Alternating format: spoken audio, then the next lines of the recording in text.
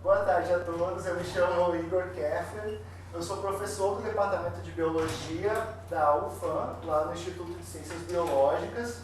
Eu atuo muito junto ao curso de graduação em Ciências Biológicas lá na UFAM e também ao programa de pós-graduação em Zoologia da UFAM e ao programa de pós-graduação em Ecologia aqui do INPA, que é onde eu me formei e onde eu atuo também hoje como orientador e também membro do Conselho Coordenador.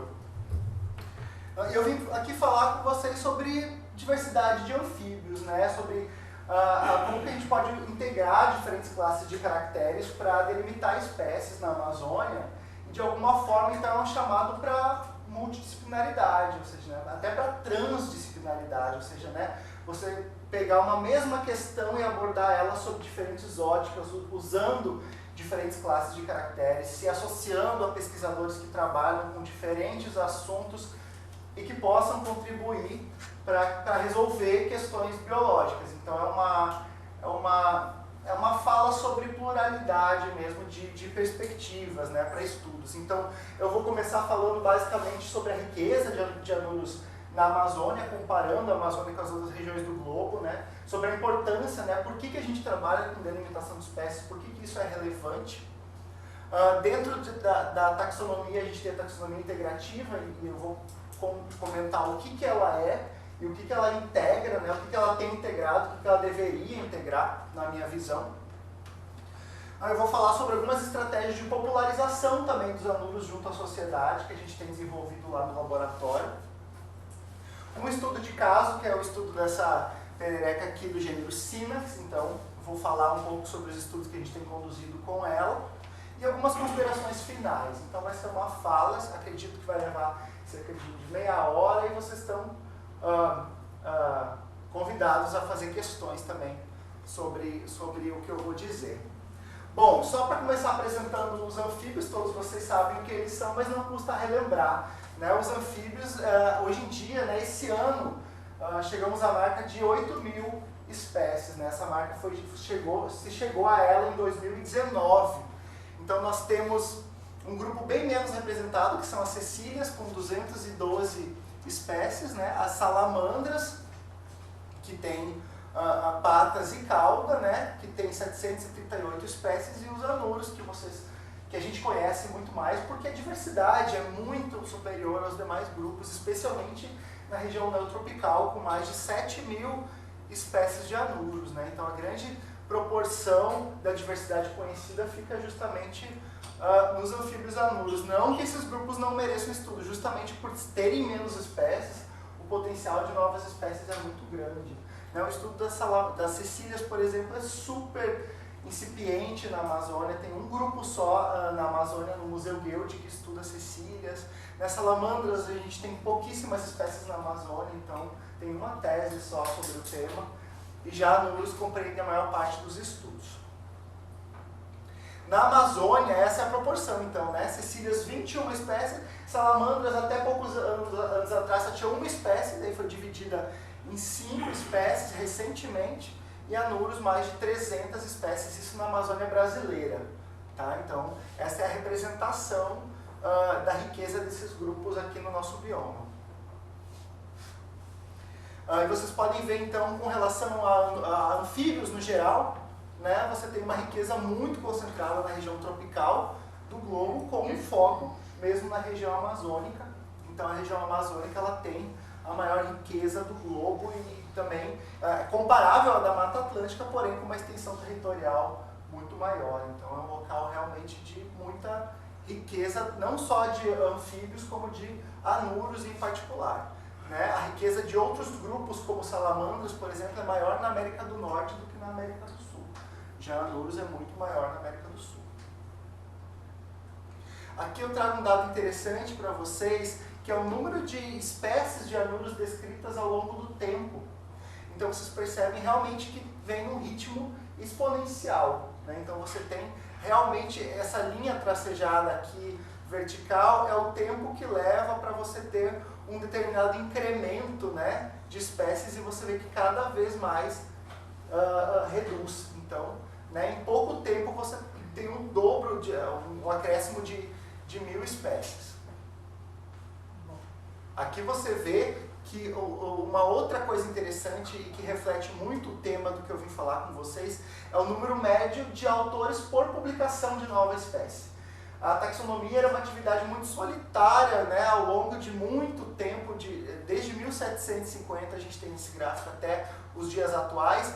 Muito poucos autores, no máximo 1 ou 2 autores em média, descreviam uma espécie de anfíbio.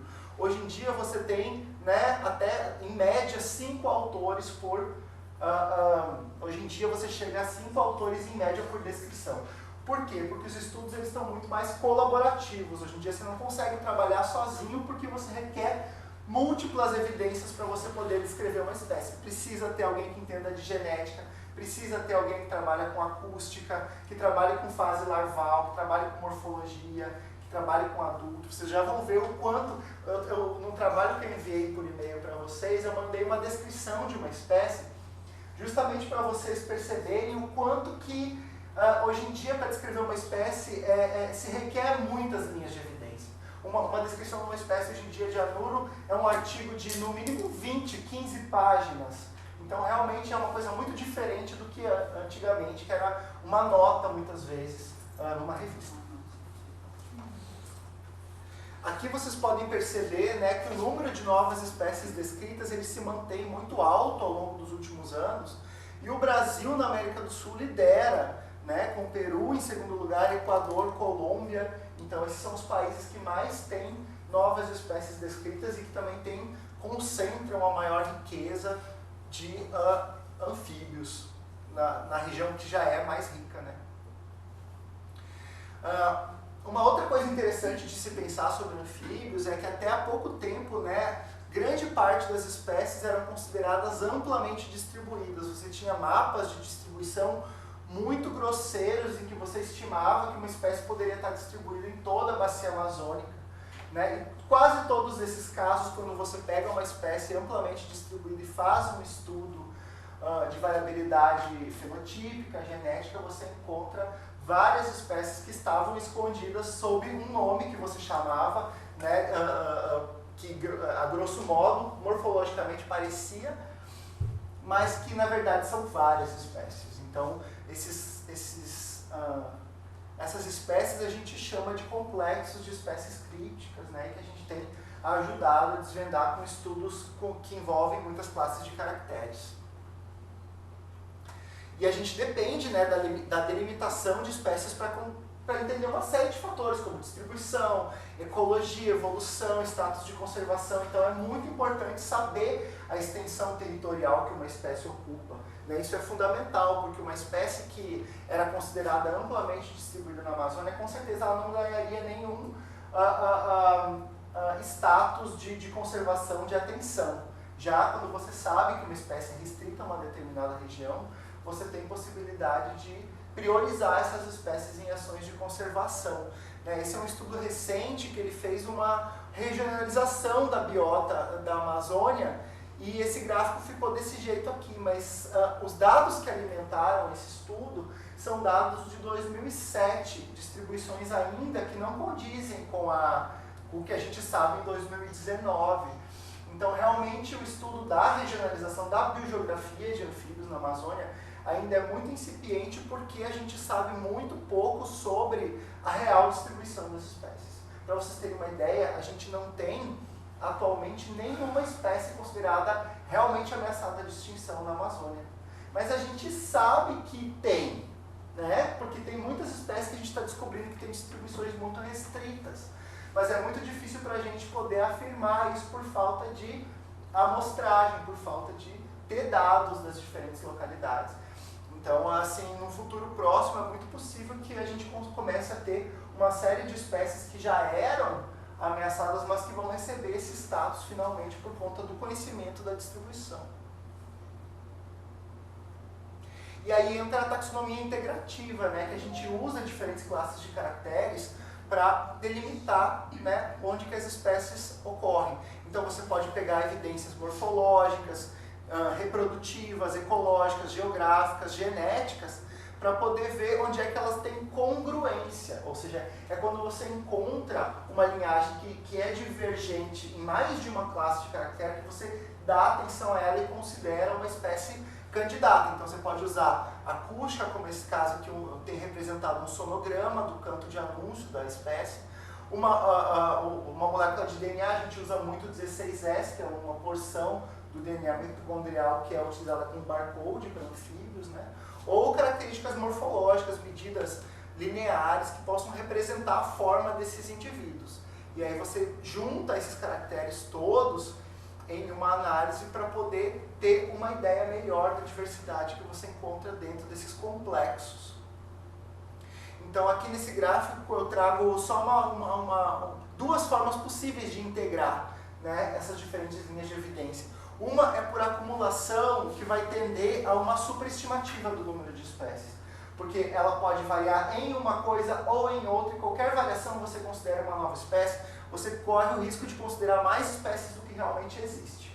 Se você quer que todos os caracteres concordem, você tem uma integração por congruência. Só que se você quiser congruência total, você corre o risco de subestimar o número de espécies. Então é alguma coisa entre as duas que a gente trabalha para ter um número mais realista acerca do número de espécies, que a gente já pode discutir, né, uma possível sub- ou superestimativa do número de espécies de anuros, dependendo, por exemplo, do conceito de espécies ou do conceito de delimitação que você usa. Né? Então a gente eu gostaria de promover esse debate depois sobre qual é o conceito de espécie, ou se o conceito, ou se é a forma de delimitar que a gente precisa determinar de uma forma mais direta, né? Porque não há dúvida do que é uma espécie. Né? Uma espécie é uma linhagem evolutiva independente. O conceito teórico é muito bem formulado, o debate sobre o que é uma espécie foi muito acalorado ali perto dos anos 2000, hoje em dia já não tem tanta publicação acerca do assunto, mas talvez o conceito de espécie seja a coisa que mais tem artigos dentro da biologia evolutiva. Só que determinar linhagens, né, é uma coisa, saber o que elas são na real é outra, ou seja, você delimitar realmente o que é uma espécie é difícil. Então se a gente pensar ao longo do tempo uma linhagem que se divide em duas, você pode considerar uma espécie a partir do momento em que as linhagens elas começam a divergir, né? Ou você pode considerar espécies quando elas estão reprodutivamente isoladas. Mas esse isolamento reprodutivo ele pode surgir depois, como um epifenômeno, depois que duas linhagens já estão divergindo por conta de separação geográfica, por exemplo, de alopatria. Então, o conceito biológico de espécie, aquele que espécies são entidades que não reproduzem entre si, que não trocam genes, que é aquele conceito de espécie que a gente aprende na escola, ele requer esse ponto aqui do isolamento reprodutivo. Só que na natureza é muito difícil você avaliar isolamento reprodutivo. Você teria que colocar as espécies para se reproduzir em condições experimentais, muitas vezes artificiais, que daria um pouco resultado prático. Né? Quando você precisa mostrar espécies populações em locais distintos, realmente esse conceito ele não ajuda muito na delimitação prática de espécies. Então, a gente pode considerar muitas vezes que a divergência evolutiva está na base e depois desse momento é que vão aparecer as diferenças no fenótipo, no genótipo e dentro do fenótipo na morfologia, nas cores, no canto. E essas divergências elas vão aparecendo numa ordem que não é previsível. Você pode ter duas espécies que se distinguem pela cor, mas não se distinguem pelo som. Outro par de espécies que se distingue pelo som, mas não se distingue pela cor. Então não existe uma fórmula pré-determinada para você determinar quando que você tem espécies diferentes. Então um desafio no estudo dos anuros é justamente essa alta estruturação em nível populacional, porque você realmente, assim, populações muito próximas de anuros têm haplótipos totalmente distintos já. É muito fácil você ver uma substituição de haplótipos. Aqui nesse estudo, por exemplo, num trecho pequeno do rio Tapajós, praticamente cada localidade, né, você não tem compartilhamento de haplótipos, ou seja, né, cada local que você amostra, a constituição genética, né, os alelos, eles variam muito no espaço, justamente porque os anuros eles não migram, eles têm áreas de vida muito pequenas, né? Eles são muitas vezes até mesmo territoriais, se reproduzem no solo da floresta. Então muitas vezes é difícil você realmente determinar espécies com base em atributos genéticos, porque você pode facilmente superestimar o número de espécies. Você, né, a gente esperava nesse estudo que a gente tivesse 2 haplótipos, um em cada lado do rio, que o rio fosse barreira. Realmente a gente não viu compartilhamento de haplótipo entre lados de rio, mas para nossa surpresa isso tem acontecido muito em estudos. Cada localidade apresenta espécies distintas, apresenta haplótipos distintos. Então, haplótipo não é um bom proxy para a espécie, porque existe muita estruturação. Né? Nesse estudo aqui que a gente correlacionou as distâncias genética, morfológica, acústica e o rio como barreira, a gente viu que era significante a diferença acústica, né, quando controlando a geografia entre lados do rio. Então, dentro dessa espécie que é recém-descrita de anuro, você já tem uma diferença na vocalização que é perceptível estatisticamente de um lado e do outro do rio. Ou seja, nessas populações que estão em alopatria há alguns milhares de anos, elas já estão cantando de forma diferente. E com o passar do tempo, né, esse canto, que é usado pelos anuros como via de reconhecimento reprodutivo, ele pode causar isolamento reprodutivo ao longo do tempo e completar o processo de especiação. Né? Se essas populações voltarem a se encontrar, elas podem não se reconhecer por conta da vocalização que é distinta, né, entre as populações, e a fêmea já não vai reconhecer o macho como sendo da espécie dela. Aqui é um outro caso, né, um estudo em maior escala, que é do Alobates femoralis, que é esse sapinho que vocês estão vendo aqui à direita de vocês. De novo, né, você tem conjuntos, né, haplótipos distintos, e eles refletem muito os interflúvios da Amazônia. Então, realmente, para anfíbios anuros, os rios eles representam barreiras para a diversificação. Você tende a ter um maior número de passos mutacionais entre rios do que dentro de interflúvios. Então, realmente, para anfíbios anuros, os rios eles representam uma barreira, mas os rios não são a única barreira. A distância geográfica em si representa uma barreira. Mudanças no tipo de vegetação representam uma barreira em fina escala. Então, o rio talvez seja a barreira mais evidente para anfíbios anuros, mas vários outros fatores podem colaborar para a separação de populações. Aqui, por exemplo, nesse estudo a gente demonstrou, né, que muitas vezes você encontra diferenças que são estatisticamente significativas entre duas espécies, mas você não encontra diagnose. E para você ter uma espécie, você precisa de diagnose. Né? Isso é um outro conceito que é muito importante dentro da delimitação de espécies. Quando você tem uma população que é diferente da outra, essa diferença estatística ela não é suficiente para você dar um novo nome para uma população. Você precisa ter uma diferença que seja consistente, né, e que seja própria daquela população. A gente chama isso de diagnose. É uma característica que aquela população tem e que nenhuma população mais compartilha.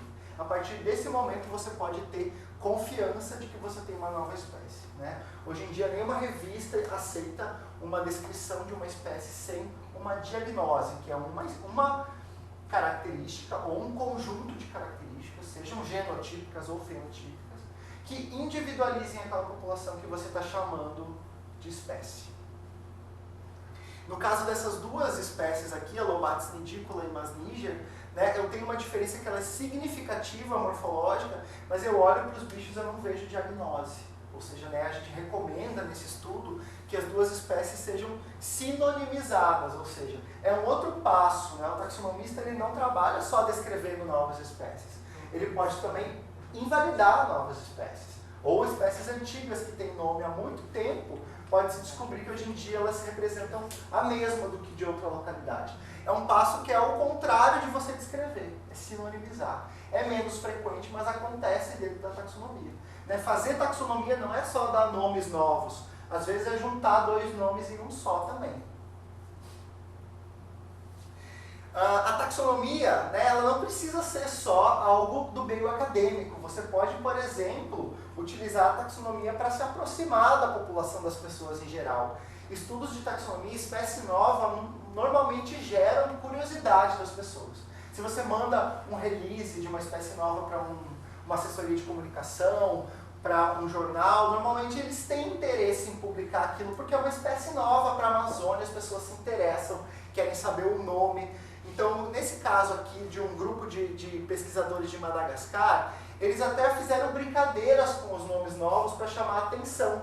Por exemplo, como a espécie nova tinha um tamanho muito pequeno, corporal, essa aqui é um gênero em comparação com o gênero irmão. Então, em escala, tá? E uma banana também para colocar uma escala dos 3, para você ter uma ideia de tamanho. Então, realmente, o bicho é muito miniaturizado, é um gênero novo, diferente de qualquer outra coisa, e eles deram o nome do gênero de mini. Mini porque é pequeno. E os epítetos, né, eles descreveram 3 espécies, e ficou minimum, minuscule e miniature. Então, né, o gênero com o epíteto formaram palavras novas, né, para chamar a atenção desse gênero que é muito pequenininho, que é muito minúsculo. Né? Inclusive, essas 3 foram as espécies número 8000, 8001 e 8002, quando se chegou aos 8000 anfíbios aduros descritos. Então foi feita toda essa divulgação e saiu em várias revistas e jornais ao redor do mundo para chamar a atenção da diversidade, da curiosidade, despertar interesse das pessoas pelos anfíbios, né? Aqui na Amazônia também não é diferente, né? Por exemplo, um outro exemplo curioso de usar a taxonomia para aproximar a ciência das pessoas é, por exemplo, essa espécie de perereca aqui da Amazônia, que ela tem uma vocalização que parece com um morcego, tá? Então eles deram o nome da espécie de Dendropisophus ozzy, em homenagem ao Ozzy Osbourne, que é aquele roqueiro que é famoso, né, pela relação dele com os morcegos. Então, é mais uma forma, né, de ganhar notoriedade, né, e de aproximar, de popularizar, né, as espécies com nomes curiosos. Recentemente, né, nós aqui esse ano descrevemos uma espécie de anuro para a Amazônia, que é essa aqui, a Amazophrynella bilinguis, e a gente deu esse nome justamente porque os machos dessa espécie vocalizam de 2 formas diferentes. Tem 2 sons bastante distintos. A gente entra na mata, parece que tem 2 sapinhos vocalizando.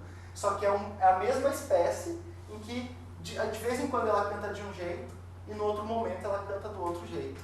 Então a gente deu esse nome de bilíngue para a espécie para fazer alusão às duas línguas que a espécie usa ao longo do dia para chamar as fêmeas. E esse nome também chamou a atenção das pessoas, né? Saiu na assessoria de comunicação da UFAM, depois saiu na assessoria de comunicação aqui do INPA, porque é um estudo em colaboração, e aí acabou saindo também em jornais, saiu até na imprensa popular, né? Ó, na Amazônia até sapo é bilíngue. Cientistas descobrem espécie que fala 2 línguas, enquanto muita gente não consegue sair do cursinho de inglês. Então as pessoas começam a fazer brincadeiras e começam a aproximar a taxonomia das pessoas. Não é só uma coisa distante que mora lá dentro das revistas científicas, né? Às vezes um pequeno toque, uma brincadeira que você faz na hora de dar um nome para um gênero, de dar um nome para uma espécie, faz com que acenda o interesse popular e você consegue colocar, né, aquela descoberta mais para o conhecimento popular. Né? Aqui nessa foto estão o Miqueias Ferrão e a Albertina Lima, que são colaboradores aqui do INPA e que trabalham bastante comigo também nessa empreitada aí de taxonomia de anfíbios. Outra estratégia é você fazer eventos em que você popularize os anfíbios. Né? O meu laboratório ele é parceiro de uma organização internacional que é a Save the Frogs, que é justamente uma organização que tem esse objetivo de popularizar os anuros junto à sociedade. Então a gente tem o Save the Frogs Day, que é um dia, né, o dia 27 de abril, em que a gente faz um evento de popularização no mundo todo. Cada cidade que tem um pesquisador que trabalha com anfíbios faz um stand. A gente tem feito nos últimos anos, lá no Parque do Mindu, na Feira do Fuá, né, que acontece no início de cada mês. Então a gente não faz exatamente no dia do Save the Frogs, mas faz ali na semana para encaixar junto com a feira. Então a gente constrói um stand, a gente traz animais põe eles em exposição, também faz alguns joguinhos, brincadeiras lúdicas, assim, atrai muitas crianças, né? A gente distribui alguns balões, esse tipo de coisa, e aí as pessoas vêm ver os animais, os pais trazem as crianças para ver, né? E a gente acaba também com essa estratégia aproximando as pessoas dos anfíbios. Esse é o pessoal do meu laboratório, tem estudantes de graduação, de mestrado, doutorado, também é uma atividade que integra bastante os estudantes das diferentes instituições, né? Tem gente do INPA, tem gente da UFAM, de outras instituições também que participam dessa atividade do Save the Frogs. Então, só para fechar essa parte aqui, quando a gente fala de taxonomia integrativa, o que eu gosto de dizer é isso, né? Não é só integrar os cientistas entre si para descrever uma nova espécie, mas é integrar as pessoas também, para que elas saibam o que está acontecendo dentro da universidade, dentro dos nossos muros, que tipo de pesquisa a gente tem desenvolvido, né? Então, assim, a real taxonomia integrativa, ela tem um componente humano também de divulgação, que eu acho que se a gente falhar nisso, a nossa própria permanência como pesquisador está ameaçada, né? Aqui é um exemplo, né, do gênero Synax que eu queria mostrar para vocês, nesse estudo aqui que foi conduzido pelo Miquéias Ferrão, e a gente orientou o Miquéias ao longo do doutorado dele, né? Ele encontrou, né, por uma abordagem integrativa, uma riqueza muito maior do que a conhecida, pegando o gênero Synax, né, que é uma perereca aqui da Amazônia, como modelo para estudo, né? Então ele andou pelo interflúvio entre os rios Purus e Madeira, pela BR-319, mostrou sistematicamente ao longo dos módulos do PPBio, né, que estão presentes aqui, ó, aqui é o rio Purus, aqui é o rio Madeira, e ele foi coletando, né, espécimes do gênero Synax, desde Manaus até Porto Velho, fazendo esse transepto, né, onde eram conhecidas algumas espécies, mas se imaginava que havia muito mais, né? Então, houve coleta em 18 módulos, foram tomadas medidas morfométricas, medidas acústicas dos indivíduos, né? A gente grava os indivíduos em campo,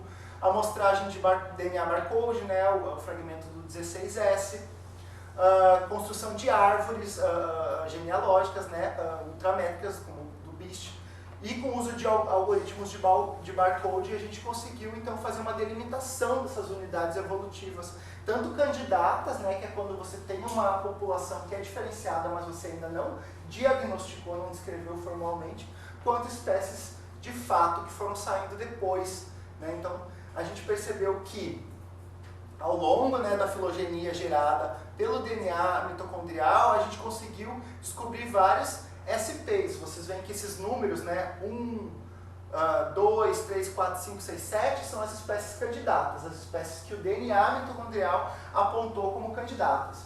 A gente pega essas populações e começa a procurar por diagnoses morfológicas, acústicas, para ver se essa diversificação em nível genético encontra um correspondente fenotípico.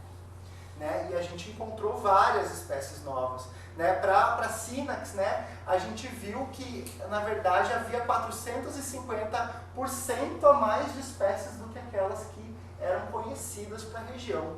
Ou seja, né, e é muito parecido com outros estudos, com o gênero Osteocephalus, Boana, Engistomops, por exemplo, que você tem uma estimativa de até 250, 350, 300% a mais de espécies, ou seja, né, uma em cada 3 espécies ainda não está, não, 3 em cada 4 espécies muitas vezes não está descrita em regiões neotropicais, 3 em cada 4, né?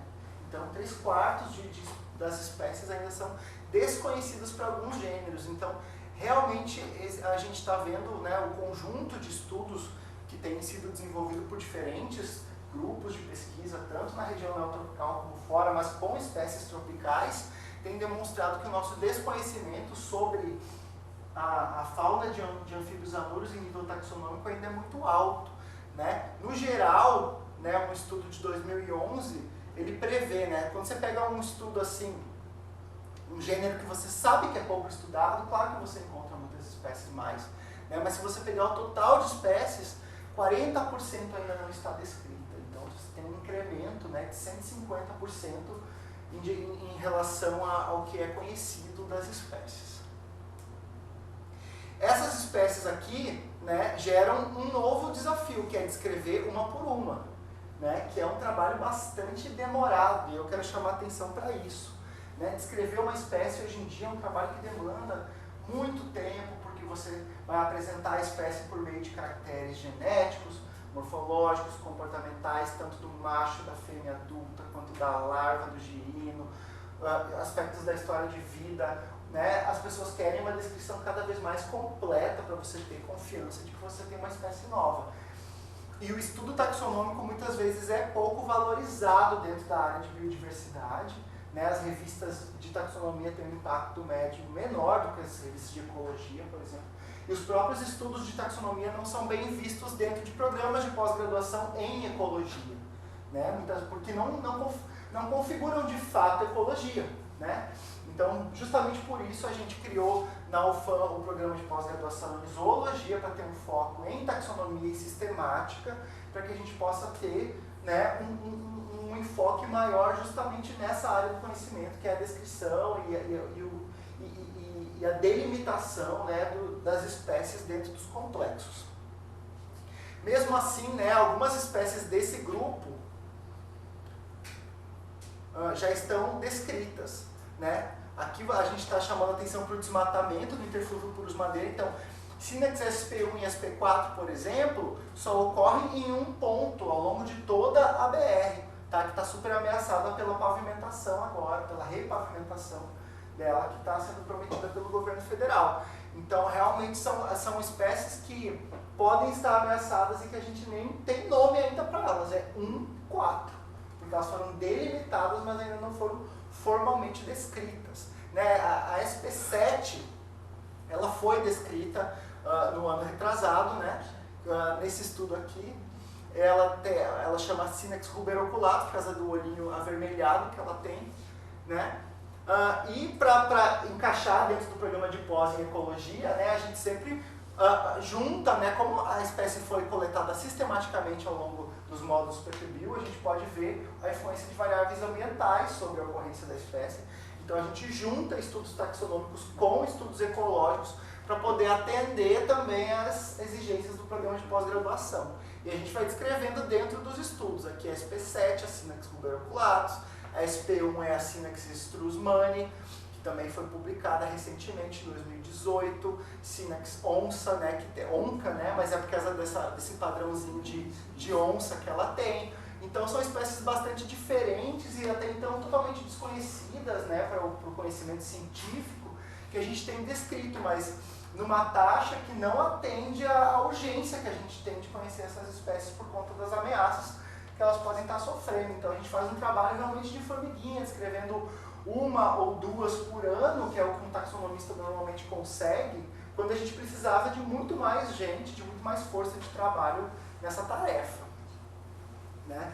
Então, para finalizar a minha fala aqui para vocês, eu queria deixar só algumas conclusões finais. Né?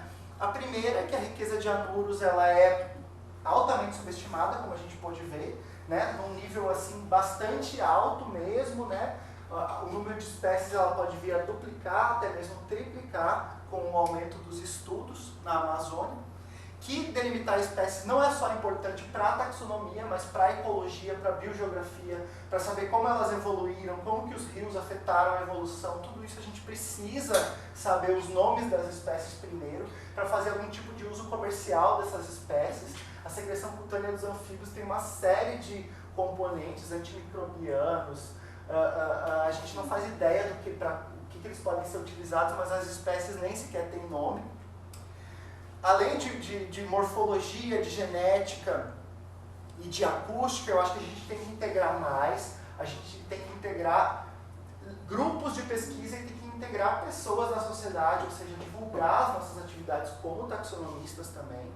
Né? O taxonomista tem uma fama de ser uma pessoa muito reclusa, de trabalhar no laboratório muito sozinha, e isso tem mudado ao longo do tempo e está na hora dos taxonomistas aparecerem também. A taxonomia é uma disciplina custosa, leva muito tempo para se formar um taxonomista, para você bater o olho e ver se uma espécie é nova ou não, é muito difícil. Eu mesmo não me considero um taxonomista, apesar de já ter descrito espécies, porque eu acho que o taxonomista real é aquele que tem décadas de experiência, que trabalha com diferentes grupos dentro do grande grupo que ele se propõe, que tem uma linha de pesquisa muito definida em taxonomia, né? A minha formação é como ecólogo.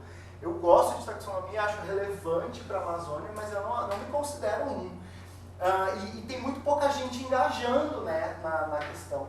As bolsas de iniciação científica são super importantes para você começar pessoas a juntar estudantes interessados nesse tipo de estudo, né, e elas têm sido reduzidas com o passar do tempo, então isso é bastante preocupante, né? O próprio taxonomista está virando uma espécie em extinção.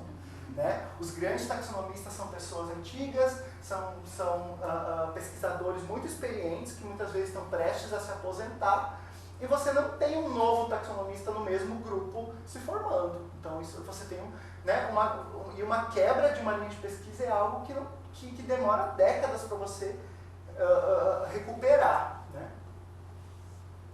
É muito importante, então, a gente popularizar nossas atividades de pesquisa, seja por um dia para chamar atenção sobre esses anuros, seja atendendo bem a imprensa quando entram em contato, interessados em contar uma história. Né? Não simplesmente descrever por descrever, mas tentar pegar algum aspecto daquele animal e chamar a atenção das pessoas, seja uma cor da pele, seja um olho, seja dando um nome engraçado. Né? Isso muitas vezes ajuda muito a popularizar uma pesquisa que as pessoas compreendem pouco. Ou seja, a gente precisa, né, na taxonomia integrativa, a gente precisa integrar as pessoas à nossa atividade. Não só pesquisadores, mas o público em geral. Esse é o recado que eu tinha para passar para vocês hoje.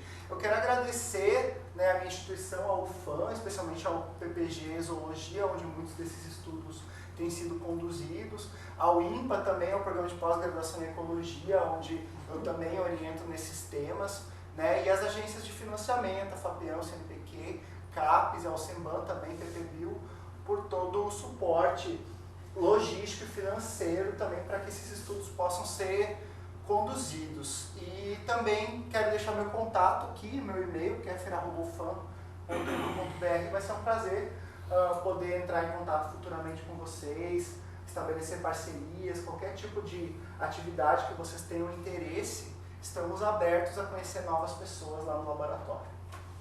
Obrigado, gente.